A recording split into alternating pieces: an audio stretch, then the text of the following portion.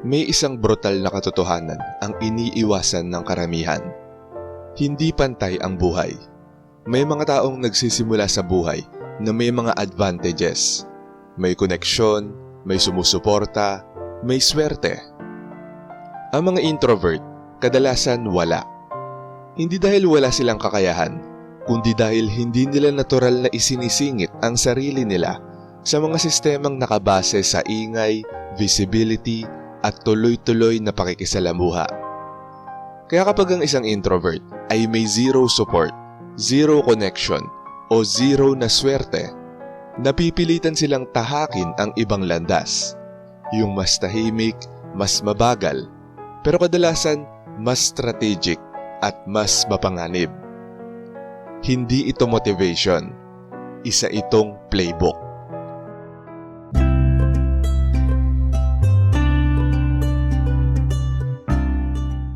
Number 1, inuuna nila ang skill bago ang visibility. Ang mga extrovert ay lumalago dahil sa exposure. Ang mga introvert naman ay lumalago sa isolation. At imbis na ituring itong kahinaan, ginagamit ito ng mga introvert bilang kalamangan. Habang ang iba ay nakikipag-network, nakikipag-usap, laging present kung saan-saan, ang mga introvert naman ay nagpa-practice, nag-aaral, at tahimik na nagpapahusay. Dahil naiintindihan nila ang isang bagay. Ang visibility na walang skill ay panandalian lang. Ang skill na walang visibility ay inevitable. Hindi sila nagmamadaling makita, pero tinitiyak nila na kapag nakita na sila, hindi na sila pwedeng baliwalain. Practical strategy. Pumili ng isang high-value skill. Pagsusulat, pag-e-edit, coding, storytelling, o design. Maglaan ng 2 hanggang 4 na oras araw-araw sa malalim at undisturbed na practice. I-track ang progress weekly, hindi emotionally, kundi objectively. Number 2, ginagamit nila ang katahimikan bilang strategic positioning. Ang mga introvert ay hindi talaga madaldal, at imbes na ayusin yon, ginagawa nila itong sandata. Dahil ang katahimikan ay may kakaibang kapangyarihan. Nagbibigay ito ng misteryo. Pinipilit nito ang mga tao na mag-observe imbes na i-ignore sila. Ginagawang mas mabigat ang bawat salitang binibitawan nila. Habang ang iba ay laging nagpapaliwanag ng sarili nila, ang mga introvert ay nagiging mahirap basahin. At sa mga social dynamics, kung mas hindi ka predictable, mas mahirap kang kontrolin. Practical strategy. Itigil ang sobrang pagpapaliwanag ng desisyon. Magsalita lang kung kailangan, pero siguraduhing malinaw. Hayaan mo nang ang resulta ang magsalita bago ang paliwanag. Number 3, pinapalitan nila ang networking ng output. Dito madalas pumapalya ang karamihan.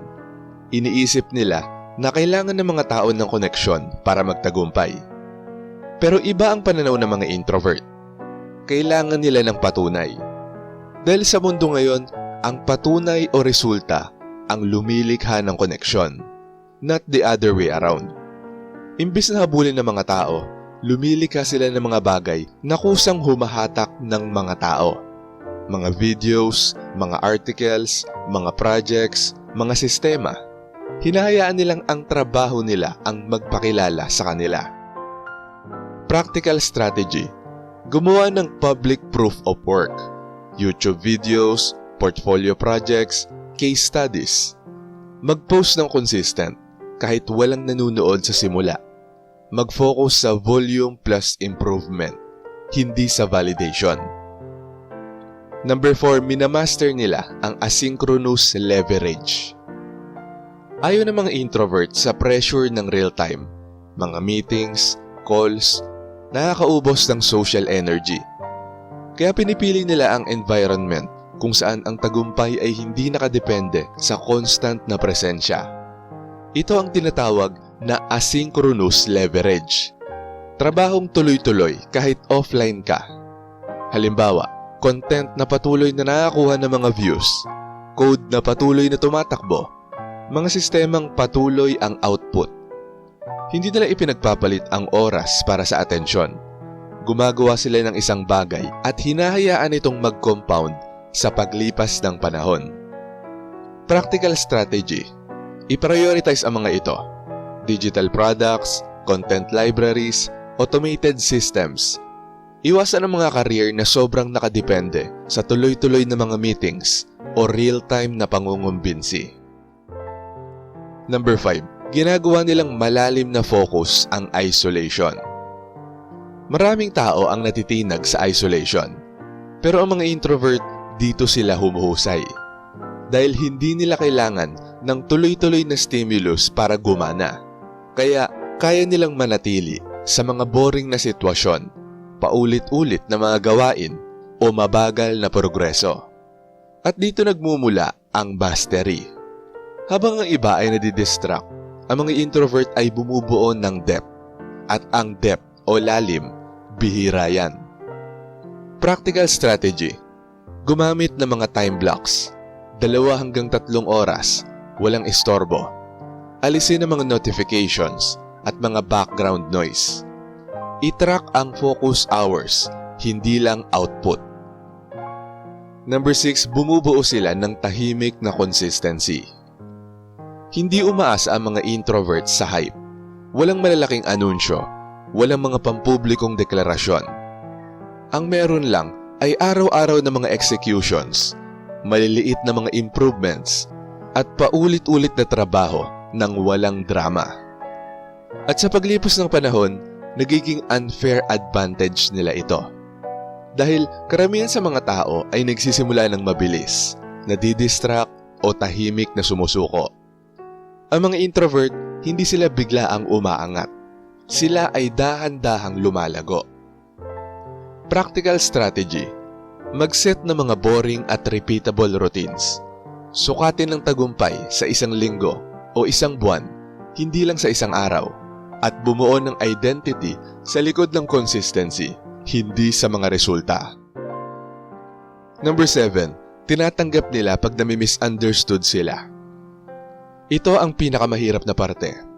Kapag wala kang suporta, koneksyon o nakikitang progreso sa simula, iniisip ng iba na naliligaw ka, nasasayang ang oras mo, o hindi ka capable.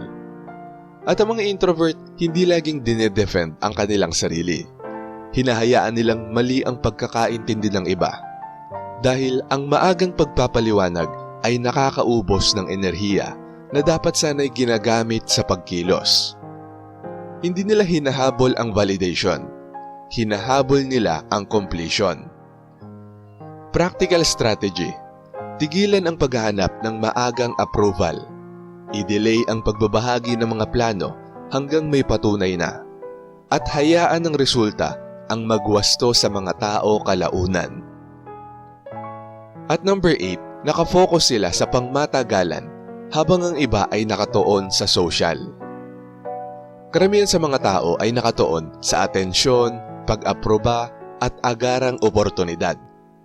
Ang mga introvert naman ay nakatuon sa kalayaan, mastery at kontrol sa kanilang oras.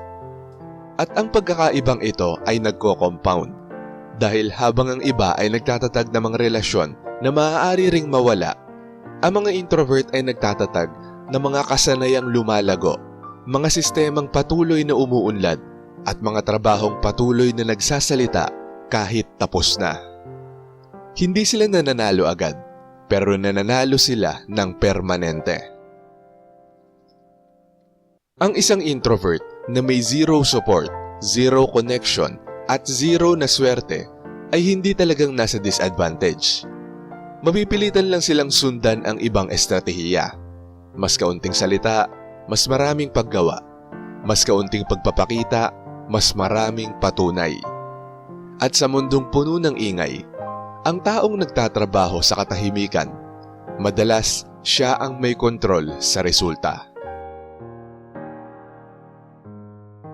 Shoutout sa mga nanood at nag-comment sa bagong upload na to. Shoutout kay Marie D. Lightworker.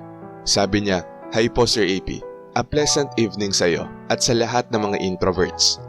Sa episode na to, ang masasabi ko bilang isang introvert, kahit saan man ako magpunta, Binabagay ko ang pagiging simple, malinis at maayos. Hindi naman kailangan branded na mga gamit para mapansin. Ang postura kung papaano ako maglakad ay kakaiba. Yung parang hangin lang na dumaan sa harap mo. Kuha yan ng father kong militar. Grabe ang training niya sa akin noon. Maraming salamat po Sir AP. More power sa channel nyo at God bless. Sabi naman ni Arkitakot, maganda at relatable yung topic na to. Bilang introvert, totoo na hindi naman kahinaan ang pagiging tahimik. Pero minsan may mga habits na pwedeng makaapekto sa kung paano tayo nakikita ng iba. Ang mahalaga, balance. Staying true to yourself habang inaayos yung mga bagay na pwedeng magbigay ng mga maling impression. Solid content, daming mapupulot. At ayon naman kay Vanji Quaresma, dami kong natutunan sa mga videos mo. Yung mga taong nakapaligid sa akin, unti-unti kong nalilinawan ang ugali nila kung bakit sila ganon. Salamat sir sa mga videos mo.